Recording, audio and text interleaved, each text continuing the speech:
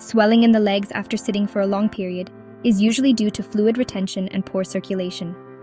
Here's a detailed explanation of the reasons behind this. Fluid retention. When you sit for an extended period, gravity causes fluid to pool in the lower parts of your body, particularly in your legs and feet.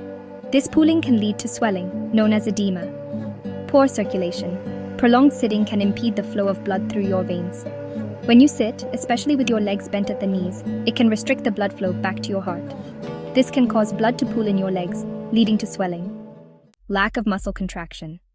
Your leg muscles play a crucial role in pumping blood back toward your heart. When you walk or move, the contraction of these muscles helps push blood through your veins.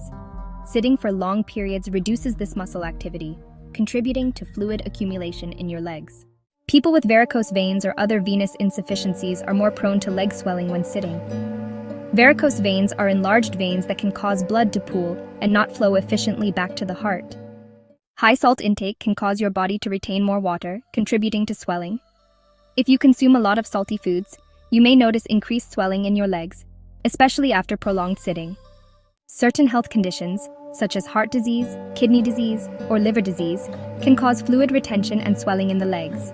If you experience frequent or severe swelling, it's important to consult a healthcare professional. Try to stand up and move around every hour to stimulate blood flow. When sitting, elevate your legs on a stool or another chair to help reduce swelling.